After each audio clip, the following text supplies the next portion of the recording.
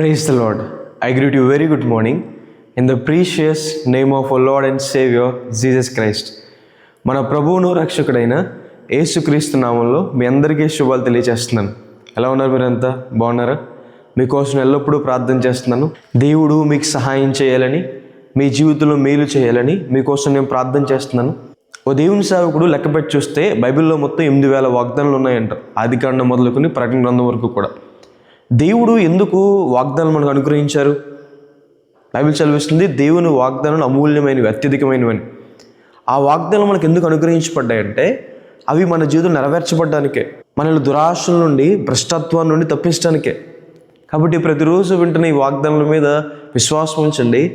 దేవుడు ఆ వాగ్దానాలు మీ పట్ల నెరవేరుస్తాడని. యేసు ప్రభువులో ప్రతి వాగ్దానము అవునున్నట్టుగానే ఉన్నాయని దేవుని వాక్యం సెలవిస్తుంది కదా. ఆయన ఆశ్రయించిన మన జీవితాల్లో దేవుడు తన వాగ్దానాలు నెరవేరుస్తారని.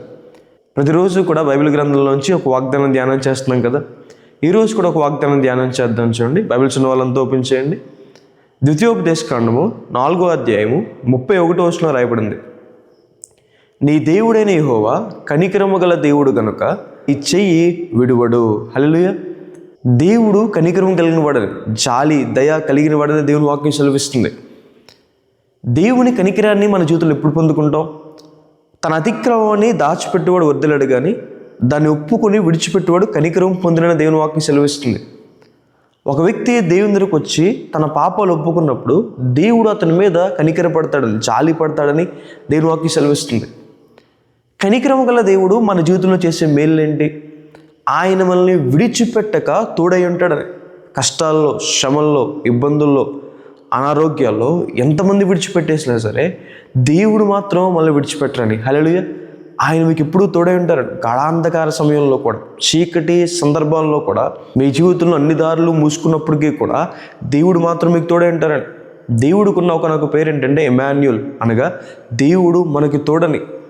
వాస్తవానికి మనం చేసిన పాపాలకి, అతిక్రమాలకి దేవుడు ఎప్పుడో మనల్ని విడిచిపెట్టాలి. అయితే దేవుడు కనికరం కలిగినవాడు కాబట్టి, జాలి కలిగినవాడు కాబట్టి, దీర్ఘశాంతం కలిగినవాడు కాబట్టి ఆయన మనల్ని విడిచిపెట్టట్లేదని, ఆయన మనల్ని నడిపిస్తున్నాడని. దేవుడు తోడై ఉంటే మనం చేసే పనుల్లో, ప్రయత్నాల్లో ఆశీర్వాదం, సఫలత కలుగుతుంది. దేవుడు తోడై ఉంటే శాంతి, సమాధానం కలుగుతుంది. దేవుడు తోడై ఉంటే మనకి విజయం దొరుకుతుంది. దేవుడు తోడై ఉంటే కాపుదల, భద్రత. దేవుడు కనికరం కలిగినవాడు కాబట్టి ఆయన నీకు తోడుగా వస్తాడు. ఆయన నీ చేతిని ఎప్పుడు విడిచిపెట్టని దేవుని వాక్యం సెలవిస్తుంది. కనికరం కలిగిన దేవుడు మన ప్రార్థన అంగీకరిస్తాడని దేవుని వాక్యం సెలవిస్తుంది. బైబిల్లో అనేక మంది ప్రార్థనలు దేవుడు అంగీకరించారు. రాజులు, అధికారులు, సామాన్యులు ఆయన నామను ప్రార్థన చేయగా దేవుడు వారి ప్రార్థన ఆలకించారని. ఈరోజు మీరు యేసు నామమున చేసే ప్రతి ప్రార్థనకి కూడా జవాబు ఉందని. దేవుడు మన మీద జాలిపడి మన ప్రార్థనలకి జవాబు అనుగ్రహిస్తారని. క్రీస్తు ప్రభు వారి దగ్గరికి విస్తారమైన సమూహం వచ్చినప్పుడు బైబిల్ సెలవిస్తుంది దేవుడు వారి మీద కనికరపడి వారిని స్వస్థపరిచారని. ఈరోజు ఏ అనారోగ్యం గుండా వెళ్తున్నారు, ఏ బలహీనత గుండా వెళ్తున్నారు, దేవుని వాక్యం సెలవిస్తుంది దేవుడు మీ మీద జాలిపడి, కనికరపడి దేవుడు మిమ్మల్ని స్వస్థపరుస్తారని. హల్లెలూయా. ఆయన మిమ్మల్ని బాగు చేస్తారు. మీరు కోల్పోయిన ఆరోగ్యాన్ని దేవుడు మీకు మరలా తిరిగిస్తాడని. కనికరం కలిగిన దేవుడు మన జీవితంలో అద్భుత కార్యాలు చేస్తారని. ఈ అద్భుత కార్యం కోసం మీరు దేవుని వెతుకుతున్నారు. దేవుని మీరు ఆశ్రయించినప్పుడు దేవుడు మీ మీద కనికరపడి, జాలిపడి మీ జీవితంలో అద్భుత కార్యం చేస్తారని. ఆ కార్యము మీ పట్ల దేవుడు సఫలపరుస్తారని. బైబిల్లో ఒక మాట రాయబడి ఉంది, కనికరము గల దేవుడు ఆయన మనకు నూతన స్వభావాన్ని అనుగ్రహిస్తాడని. హల్లెలూయా. పాపాన్ని అసహించుకునే స్వభావం, దేవుణ్ణి ప్రేమించే స్వభావం, పరిశుద్ధతను ప్రేమించే స్వభావం, నీతి న్యాయాన్ని ప్రేమించే స్వభావం, అలాంటి స్వభావాన్ని దేవుడు మనకు అనుగ్రహిస్తాడు. నూతన మనస్సుని, నూతన బుద్ధిని దేవుడు మనకు దయచేస్తాడని. కనికరం గల దేవుడు మన జీవితంలో ఇన్ని మేలు చేస్తాడని. ఒక వ్యక్తి దేవుని దగ్గరికి వచ్చి తన పాపాలు ఒప్పుకున్నప్పుడు దేవుడు ఆ వ్యక్తి మీద కనికరపడతాడు. దేవుడు అతనికి తోడై ఉంటాడు. దేవుడు అతని ప్రార్థనలు ఆలకిస్తాడు. దేవుడు అతన్ని స్వస్థపరుస్తాడు. దేవుడు అతని జీవితంలో అద్భుత కార్యాలు చేస్తాడు. దేవుడు అతనికి నూతన స్వభావాన్ని, నూతన మనసుని, నూతన బుద్ధిని దయచేస్తారని. హల్లెలూయా. విశ్వాసం ఉంచండి. విశ్వాసంతో దేవుని దగ్గర రండి. విశ్వాసంతో దేవునిలో ప్రార్థన చేయండి. కనికర గల దేవుడు ఖచ్చితంగా మీ జీవితంలో మేలు చేస్తాడు. మీ అందు దేవుడు జాలిపడతాడు. దేవుడు జాలిపడని వ్యక్తి అంటూ కూడా ఎవరు లేరడు.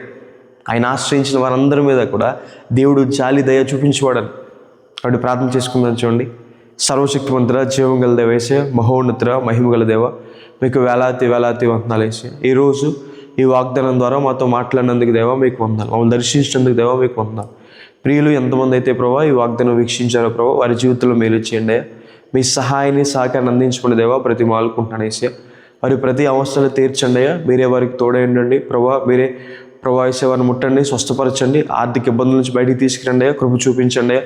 ఒంటరిగా ఉన్న వారికి ప్రభావ 10,000 మందిగా తోడైండి మన దేవా ప్రతి మాలుకుంటున్నాను యేసయ్యా. మీకు వేలాది వేలాది వందనాలు యేసయ్యా. ప్రభావ చేసే పనులు ప్రయత్నాలు ఆశీర్వదించండి, దీవెనలు కుమ్మరించండి.